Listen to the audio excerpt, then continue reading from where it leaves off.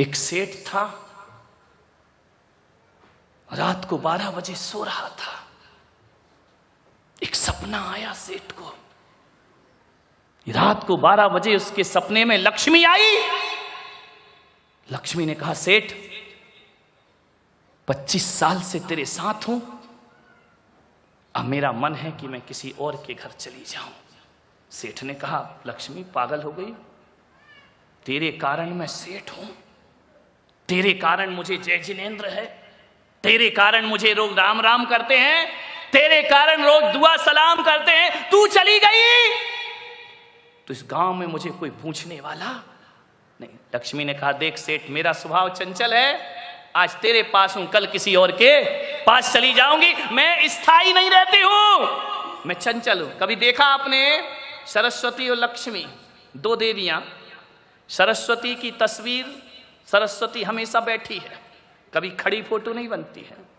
लक्ष्मी की कभी बैठी नहीं बनती, वो खड़ी रहती है। मैंने कहा, ऐसे चित्र क्यों बनते हैं?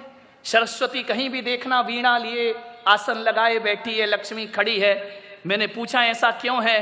तो बोले, एक बात ध्यान रखना, लक्ष्मी का स्वभाव चंचल है, वो आती भी है और जाती भी है, वो आएगी और चली जाएगी।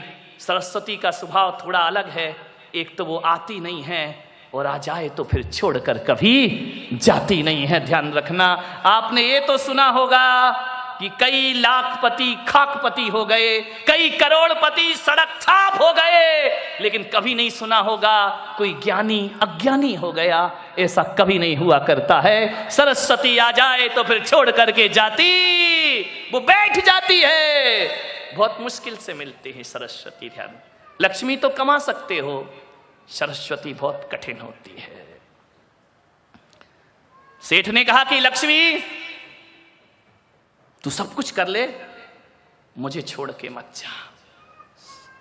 लक्ष्मी ने कहा, मैं जाऊंगी तो जरूर सेठ, मेरा टाइम हो गया है, पूना वालों के प्रवचन समाप्त का टाइम हो गया है, ज्यादा मत खींचो, मैं जाऊंगी। सेठ ने कहा, लक्ष्मी तुझे जो कम करना है कर ले, एक आध रिश्तेदार कम कर ले, लेकिन तू कम मत हो, तू पूरी रहे यहां। देख, मैंने तेरे लिए सब कुछ छोड़ दिया, घर छोड़ दिया, रिश्ते नाते छोड़ दिए, मंदिर जाना बंद कर दिया, साधुओं के प्रवचन में जाना बंद कर दिया। किसके लिए? तेरे लिए। तू ही मुझे छोड़कर जा रही है। लक्ष्मी ने कहा, मैंने कब कहा था तू ये सब बंद कर दे, ये तेरी बुद्धि थी, मैं क्या कर सकती हूँ, लेकिन मैं जाऊंगी। सेठ ने कहा, कुछ तो रहम कर देवी। लक्ष्मी ने कहा, सेठ 25 साल से तेरे साथ रह रही हूं, मुझे तुझसे प्रेम हो गया। अरे बोले, प्रेम हो गया तो क्यों जा रही है? बोले, प्रेम में थोड़ा विरह और ज्यादा मजा देता है, इसलिए मेरा जाना जरूरी है। लेकिन सेठ तू इतना रो रहा है, गिड़गिड़ा रहा है, तो चल, मैं जाते जाते तुझे एक वरदान देती हूं। अरे सेठ ने कहा, वरदान? बोले, हाँ दे दे। अब सेठ को मजा आ गया। उसने कहा, एक वरदान में 12 न्यारा हो जाऊंगा, दे दे। लक्ष्मी ने कहा, ध्यान रख। एक क्या हुआ, एक बार एक शिवजी के मंदिर में एक चोर चला गया, और जैसे ही गया शिवजी प्रकट हो गए। बोले, मांग वरदान। अरे उसने कहा, यार वरदान? हम जैसे को वरदान, बेईमानों को वरदान? शिवजी तो भोले भाले, उन्होंने कहा मांग ले, लेकिन एक बात ध्यान रखना। चोर भी क्या एक बानिया? उसने कहा कि एक बात ध्यान रखना, वरदान एक ही दूंगा, दो नहीं दूंगा। बनिए ने कहा, ठीक है, एक ही वरदान बहुत है, एक में ही 12 न्यारा हो जाऊंगा। तो शिवजी ने कहा, मांगो। बोले, रुको, ध्यान रखना, बनिया बिना मीटिंग के कुछ नहीं करता। बोले, समय दो, उसके बाद वरदान मांगूंगा।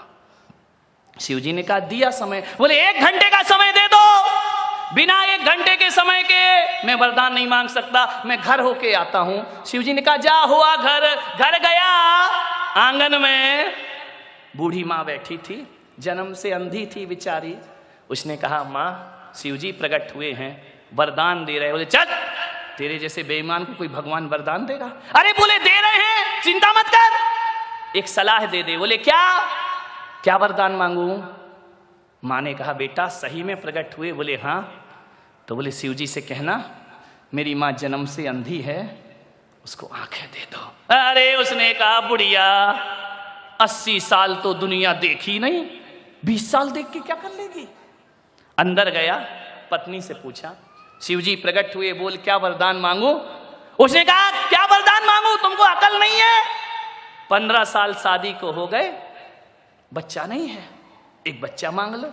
अरे उसने कहा पागल है क्या, बच्चे तो अनाथ आश्रम से मिल जाएंगे। भगवान पैर प्रकट हुए हैं, समझ गई कि ये कुछ भी नहीं मांगेगा, बाप बड़ा ना भैया, सबसे बड़ा रुपया। चला गया शिव जी के पास, शिव जी ने कहा मांग वरदान। बोले दोगे, बोले हाँ, बोले दोगे, बोले पक्का, बोले पक्का। अरे यार तू अपने जैसा बेईमान क्यों समझ रहा है, जब बोल दिया दूंगा तो दूंगा। तो बोले दो शिव जी मुझे वरदान। बोले क्या, बोले एक बात याद रखना, एक ही वरदान मांगना, दो नहीं। बोले नहीं एक ही मांगूंगा, आप चिंता मत करो। बोले मांग। उसने कहा मेरी माँ अपने पोते को सोने की थाली में खाना खाते देखे। कुछ लोगों को घर जाके समझ में आएगा। एक ही वरदान चाहिए, बस एक, ध्यान रखना। मेरी माँ अपने पोते को सोने की थाली में खाना खाते। अरे शिव जी ने कहा लपेट लिया मुझे। बोले ध्यान रखना, एक वरदान, बनियों से सावधान। देखो सरकार भी लिखती है दीवारों पर, मैंने पढ़ा मिलिंद जी, एक दीवार पर लिखा देश के सच्चे नागरिक बनिए। समझ आ गया क्या, देश के सच्चे नागरिक और कोई नहीं, ध्यान रखना। मान्यवर सेठ से लक्ष्मी ने कहा वरदान मांग।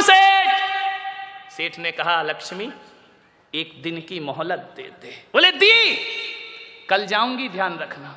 सेठ की 4 बहुएं थी, सेठ ने चारों बहुओं को बुलाया कि जल्दी आओ, अब हमारे दिन बुरे आ गए। बड़ी बहू ने कहा पिताजी इतने उदास क्यों, इतने सीरियस क्यों, सुबह सुबह आप तो बड़े खुश रहते थे। बोले बेटा अब उदास रहने के दिन आ गए। बोले क्यों।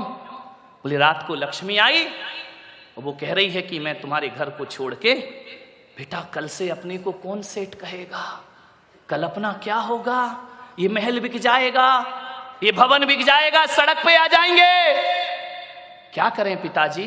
बोले एक वरदान लक्ष्मी दे रही है, लेकिन वो कह रही वरदान एक ही दूंगी, दो नहीं। तो बड़ी बहू तू घर की है, बता क्या वरदान मांगू। अरे पिताजी लक्ष्मी को बोलो तुझे जा रही है तो जाते जाते एक काम कर, अमेरिका का सारा सोना हमारे घर में भर दे। अच्छा ठीक है, सलाह तो सलाह है। दूसरी बहू से कहा बेटा तू बता। उसने कहा पिताजी मैं क्या बोलूं, बड़ी भाभी जो कह रही है मांग लो। बोले नहीं बेटा तू भी बता। बोले मैं तो ये कह रही हूं कि ये सोना मोना तो देखो वो लाने नहीं देंगे, अमेरिका वाली लफड़े की बातें हैं, और ये मोदी पकड़ लेगा अपने को रास्ते में। तो बोले क्या करूं। बोले ये करो, आजकल अस्पताल स्कूलों का धंधा बहुत चल रहा है। तो बोले क्या करूं। बोले जितने भी पूना में अस्पताल हैं वो कहना हमारे नाम कर दे, हम जिंदगी अपनी काट लेंगे। सेठ ने कहा ठीक। तीसरी बहू से पूछा बहू तू बता क्या वरदान मांगू। बोले देखो ये अस्पताल मिलेगा नहीं, जितनी भी पूना के आसपास जमीन है वो सब अपने नाम करा लो, वो कहना लक्ष्मी मुक्त करो हमें। अब आया नंबर छोटी बहू का। छोटी बड़ी होशियार होती है, ध्यान रखना, मुझे छोटी ना समझो कमाल करूंगी। माँ बाप अक्सर या तो बड़ी बहू के पास रहते हैं या, खैर अब तो लफड़ा ही खत्म हो गया बड़ी छोटी का, अब तो एक ही बच्ची है वो, ध्यान रखना, या तो बड़ी के पास रहेंगे या छोटी के पास।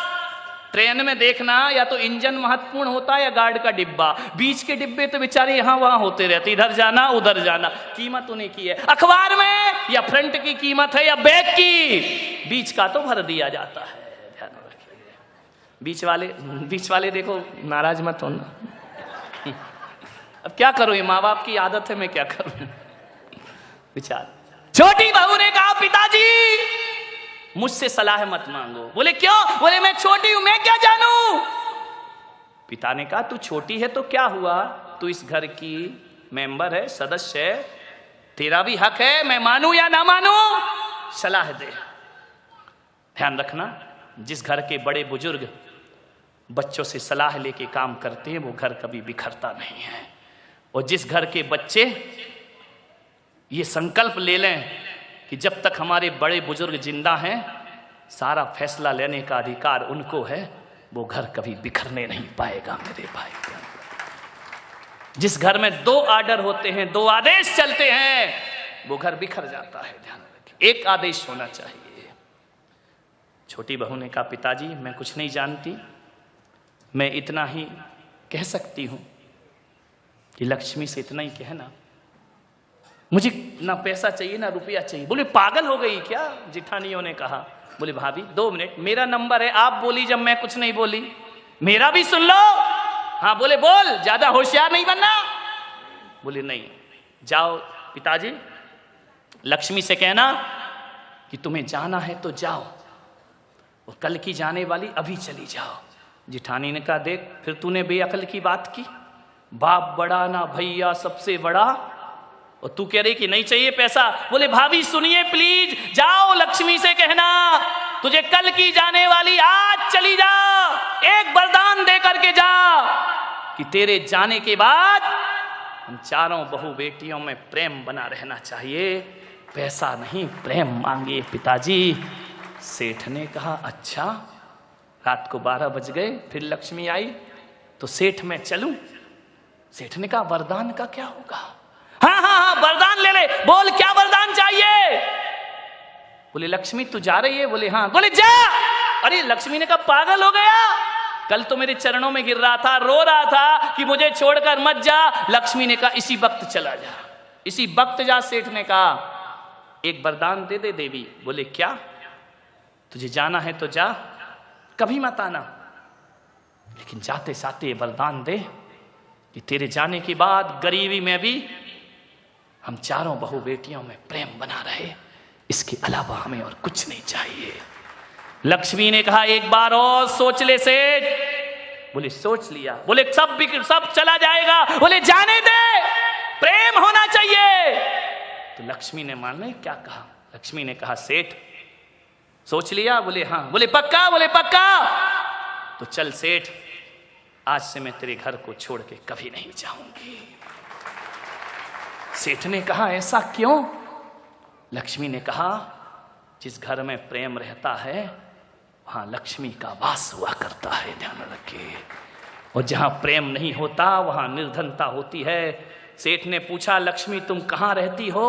गुरुवो यत्र पूज्यन्ते वाणी यत्र सुसंस्कृता अदंतो कलहो यत्र तत्र शक्र वहां में हम। लक्ष्मी ने कहा जिस घर में गुरुओं का आदर होता है, गुरुओं की पूजा होती है, और जिस घर में ध्यान रखना वाणी में सभ्यता होती है, और जिस घर में प्रेम होता है वहां लक्ष्मी का वास हुआ करता है, ध्यान रखिए। मान्यवर आपके घरों में गुरुओं की पूजा होती है, आपकी वाणी में सभ्यता है या असभ्य बोलते हो, लक्ष्मी आपसे नाता तोड़ देगी, ध्यान रखना। और जहां पर प्रेम होगा वहां लक्ष्मी का वास हुआ करता है।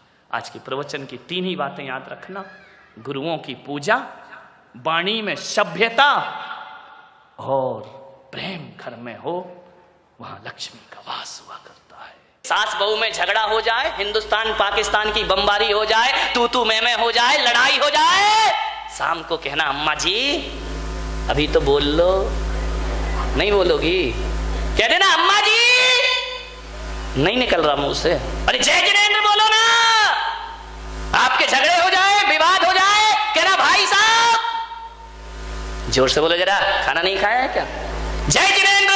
ध्यान रखिए यदि आपने जय जिनेंद्र बोल लिया, दुश्मनी मिट जाएगी, दोस्ती में परिवर्तित हो जाएगी। आज घरों में जय जिनेंद्र समाप्त हो गया है। आज घरों में कोई हाय हेलो कहने लगे हैं। आपसे मैं इतना ही निवेदन करता हूं, जय जिनेंद्र जो होता है, राम राम जो हुआ करता है, ये कसायों पर फहराई गई विजय पताका हुआ करती है। कसायों को जीतना है, जय जिनेंद्र आदमी को बोल। और ऐसा भी जय जिनेंद्र नहीं कि लड़ाई हुई है, महाराज ने कहा जय जिनेंद्र, जय जिनेंद्र नहीं, हंस के मुस्कुरा के कस के ना, नहीं तो कई ऐसे बोले जय जिनेंद्र, सुनाई भी नहीं दे रहा, जय जिनेंद्र हो गया। ध्यान रहे, हंस के कस के और मुस्कुरा के जय जिनेंद्र बोलिए, और जय जिनेंद्र की ध्वनि से अपना मौन।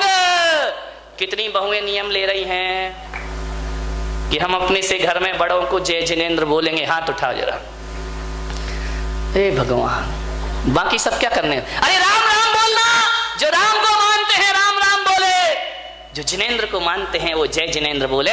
आपसे भी निवेदन है, हाथ उठा के विश्वास दिलाओ अपने घरों।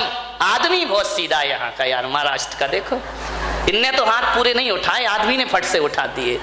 कोई बात नहीं है। अब इस चक्कर में ये महिलाओं के साथ लफड़े बहुत हैं। अभी जय जिनेंद्र का नियम तो ले लिया है, अब सासू बैठी देख रही होगी चुपचाप चुपचाप है। अब मान लो किसी दिन ये बहू जय जिनेंद्र करना भूल गई तो मालूम है सास क्या कहेगी? हाँ, मुझे मालूम था, बड़ा नियम ले रही थी महाराज की सभा में। अरे मुझे मालूम था तू नहीं सुधरेगी, 4 दिन की चांदनी और फिर अंधेरी। ना बाबा, ऐसे उलाहने मत दो बहू को। यदि किसी दिन बहू जय जिनेंद्र करना भूल गई तो अम्माओं से निवेदन है कि बहू के कमरे, कौन बहू बोली अब आएगा मजा, ध्यान रखिए। अम्मा जी जाए और बहू के दरवाजे खटखटाए और बोले बेटी जय, बोल दो ना जय जिनेंद्र। मुंह खुल रहा है क्या तुम्हारा? दही जमा है क्या? विचार कर, बोले बेटी जय जिनेंद्र। समझदार बहू होगी तो कहेगी यार मुझे पहले जय जिनेंद्र करना चाहिए, अब कल से अम्मा जय जिनेंद्र करने आए उससे पहले मैं जाके जय जिनेंद्र करूंगी। इसी बहाने अम्माओ, जगत जननी जगदम्बाओ, तुम्हारी बहू जल्दी उठने लगेगी मेरे भाई, ध्यान रखिए। विचार, जय जिनेंद्र होना चाहिए। मुंह मत फेरिए दुश्मन को देख करके कि यहां से दुश्मन आया तुमने मुंह फेर लिया, वहां से दुश्मन आया उसने मुंह फेर, मुंह मत फेरिए, नजरें मिलाइए। 4 मिले 64 खिले, 4 मिले 64 खिले, 4 मिले 64 खिले, 4 मिले 2 हमारे 2 सामने वाले के, 4 मिले 64 खिले। निगाहें मिले और होंठ ना खिले, ऐसा हो सकता है क्या? 4 मिले 64 खिले, 64 32 अपने और 32 ही है ना कि कम ज्यादा है? नहीं तो एक बार मुल्ला नसरुद्दीन के साथ बड़ा गड़बड़ हो गया। मुल्ला नसरुद्दीन और खट्टर काका में लड़ाई हो गई। मुल्ला खट्टर काका ने कहा ए मुल्ला, एक दूंगा तो तेरे 32 दांत तोड़ दूंगा। मुल्ला ने कहा है क्या समझ रखा है, एक दूंगा तो 64 तोड़ दूंगा। अरे खट्टर काका ने कहा, रामलाल सामने खड़ा हुआ था, रामलाल ने कहा क्यों रे मुल्ला, 64 दांत होते भी हैं जो तू तोड़ लेगा? बोले मुझे मालूम था तू बीच में जरूर बोलेगा, इसलिए 32 तेरे भी जोड़ लिए। ध्यान रखना, तू बीच में जरूर बोलेगा, मुझे पता था, ध्यान रखिए। मान्य 4 मिले 64 खिले, 20 खड़े कर जोर, 10 तुम्हारे 10 सामने वाले के। 4 मिले 64 खिले, 20 खड़े कर जोर, और जय जिनेंद्र वह चीज है हर से रोम करोड़, हर से रोम करोड़। जिनकी सासू यहाँ नहीं हो वो आज अपने घर जाना, वो है ना तुम्हारे पास मोबाइल है ना, जैसे ही फोन लगाना अम्मा जी कहेगी हाँ बहू हेलो, अम्मा जी से कहना अम्मा जी हाय हेलो छोड़िए और जय जिनेंद्र बोलिए। जय जिनेंद्र का पाठ पढ़िए, जिंदगी में मुस्कुरा के पढ़िए, जीवन में आनंद बरसेगा। छोटी सी बात है लेकिन बहुत बड़ी बात है। 4 मिले 64 खिले, 20 खड़े कर जोर, और जय जिनेंद्र वह चीज है। मैंने सोचा यार जब कोई आदमी किसी को राम राम करता है तो सामने वाला भी राम राम बोलता है, तो मैंने कहा ये 2 बार राम राम क्यों बोलते हैं? एक बार भी तो बोल सकते भैया राम, वो भी बोल दे राम, लेकिन इधर से भी कहा जाता है राम राम, उधर से भी कहा जाता है राम राम। तो मैंने कहा ऐसा 2 बार क्यों बोला जाता है राम राम, उत्तर आता है राम राम। फिर मैंने सोचा जरूर इसमें कोई कारण होगा, 2 बार ही राम राम बोलना चाहिए। इसलिए बोलना चाहिए कि जे 2 बार यदि राम राम बोला जाता है तो सामने वाला भी राम राम कहता है। इसका मतलब इतना है, जो बोल रहा है उसमें भी राम समाये हैं और जिससे बोला जा रहा है उसमें भी राम समाये हैं। तो राम से राम का मिलन राम राम होता है और जिनेंद्र से जिनेंद्र का मिलन जय जिनेंद्र हुआ करता है। ध्यान रखिए, तुम्हारे भीतर भी राम है, मेरे भी, मुझ में राम, तुझ में राम, सब में राम समाया है। कर लो सभी से प्यार, यहाँ पर कोई नहीं पराया है। ध्यान रखिए, सब किस लिए राम ही राम बसे हुए हैं। मान्यवर कबीर थे, बहुत बड़े संत, उनके जीवन में बड़ा आनंद था। पति पत्नी साथ रहते थे, लेकिन कबीर के घर में कभी झगड़े नहीं हुआ करते थे। पड़ोस वाले हैरान हो गए, ऐसा तो कोई घर नहीं होगा जहां पति पत्नी झगड़ा नहीं करें। लड़ाई तो होती होगी बिना सिर पैर की, लेकिन लड़ाई तो होगी ना। पति पत्नी का झगड़ा कोई सीरियस झगड़ा थोड़ी होता है। एक बार क्या हुआ, पति पत्नी में झगड़ा हो गया, दोनों तलाक लेने पहुंच गए मजिस्ट्रेट के पास। मजिस्ट्रेट ने कहा भाई पति पत्नी एक बार और सोच लो, ये झगड़ा मत करो, एक हो जाओ दोनों। बोले नहीं नहीं, अब तो तलाक होगी, चाहे कुछ भी हो जाए, अब हम साथ नहीं रहेंगे। अरे तो मजिस्ट्रेट ने कहा थोड़ा और सोच लो, तलाक मत लो। बोले नहीं, तलाक दीजिए, मैं इस आदमी के साथ एक पल भी नहीं रह सकती हो। तो मजिस्ट्रेट ने कहा फिर ऐसा करो, तुम्हारी संपदा का आधा आधा बंटवारा कर लेते हैं, आधा पत्नी को दे दो, आधा तुम ले लो। बोले ठीक है, बांट दो। सारी संपदा बट गई। लड़का एक ही था, बोले इसको कैसे बांटे, आधा आधा कैसे करे कि आधा लड़का तू ले ले, आधा लड़का तू ले ले। पति ने पत्नी को देखा, पत्नी ने पति को देखा। बोले यार ये तो बड़ी समस्या खड़ी हो गई कि लड़का एक है, बंटवारा बराबर से नहीं होगा। पत्नी ने पति का हाथ पकड़ा, बोले चल घर। बोले क्यों? बोले अगले साल आएंगे। ऐसा तो पति पत्नी का झगड़ा है। अब 1 साल और निभाएंगे, एक और हो जाने तो बराबर का बंटवारा होना चाहिए।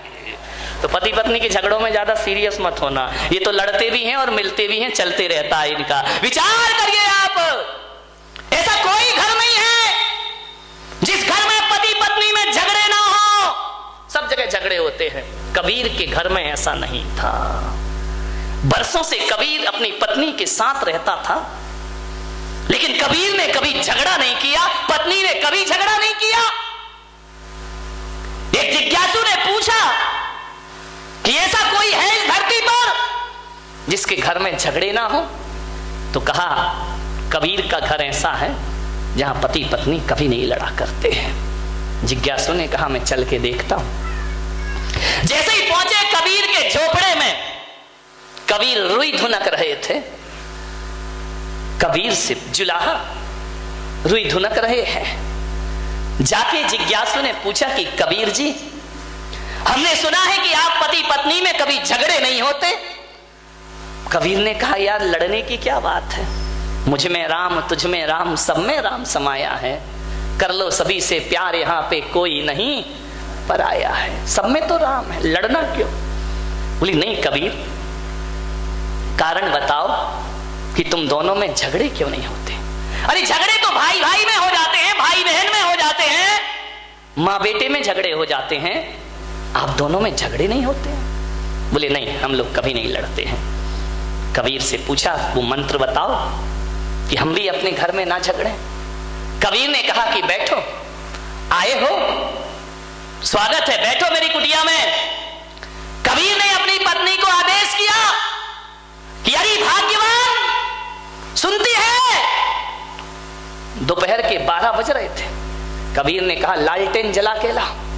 पत्नी आई, लालटेन जलाई और रख दी। जिज्ञासु ने कहा पागल है क्या ये? इसीलिए झगड़े नहीं होते? लगता है कबीर तो पागल है ही, ये पत्नी महापागल है। दोपहर को 12 बजे आंगन में, खुले आंगन में, इतनी धूप में लालटेन मंगा रहा है और पत्नी ने लालटेन लाके रख दी। उसने पूछा भी नहीं कि लालटेन का क्या करोगे। लाई और लालटेन रख के पत्नी चुपचाप चली गई। कबीर ने कहा उत्तर मिल गया। अरे उत्तर, पागल लग रहे हो दोनों, पागल। कबीर ने कहा पागल ही समझो। कबीर ने कहा ठहर, अभी उत्तर नहीं मिला तुझे। पत्नी को कहा कि अरे भाग्यवान, 2 गिलास दूध लेकर आ। पत्नी गई, दूध के 2 गिलास लाई, एक कबीर के सामने रखा, एक जिज्ञासु के सामने रखा। कबीर ने दूध का गिलास उठाया, गटागट दूध पी गए और आनंद के साथ पी गए। जिज्ञासु को कहा कि तुम भी पियो। जिज्ञासु ने जैसे ही मुंह में लिया, दूध थूक दिया उसने। बोले ये दूध है क्या? ये पागलों का घर है, पागलों का। कबीर ने कहा उत्तर मिल गया। बोले ये क्या उत्तर है? ये तेरी पत्नी पागल है क्या? बोले क्यों? बोले दूध में नमक डाल के लाई है, शक्कर डालना चाहिए, चीनी डालना चाहिए, नमक डाल के लाई है। कबीर ने कहा उत्तर मिल गया। अरे बोले ये कोई उत्तर है क्या? कबीर ने कहा तो सुन, जाते जाते उत्तर सुन के जा। हम दोनों पति पत्नी के बीच में प्रेम है, ध्यान रखना।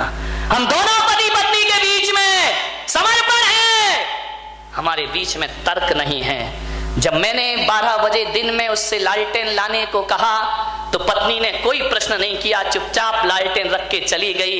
जब पत्नी लालटेन लाने पे प्रश्न नहीं करती है तो धोखे से शक्कर की जगह नमक डल गया तो मैं भी उससे कोई प्रश्न नहीं किया करता हूं। और इतना ही ध्यान रख, यदि जीवन में आनंद को जीना है तो मैं भी बारामती वाले आपसे कह रहा हूं, एक कोटेशन में आपको दे रहा हूं। जहां दिन में 4 बार आपकी नजर पड़ती हो, दुकान में, ऑफिस में, घर में, मकान में, एक लाइन लिख के रखना।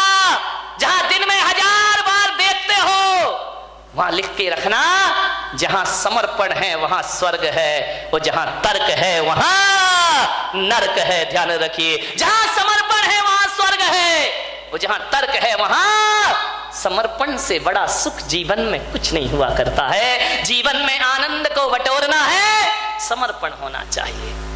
जब पत्नी ने नहीं पूछा कि लालटेन क्यों लाऊं, तो मुझे भी नहीं पूछना चाहिए कि तूने नमक क्यों डाला। तुम्हारे यहां तो इसी में महाभारत मचती रहती है। थोड़ी सा नमक कम हो गया, साली थाली सुदर्शन चक्र बन जाया करती है। ध्यान रखिए, समर्पण में जियो, झुककर जियो, समर्पण में जियो। अगड़ने में कोई फायदा नहीं है। जहां समर्पण है वहां स्वर्ग है। इसको दिमाग में रख लेना।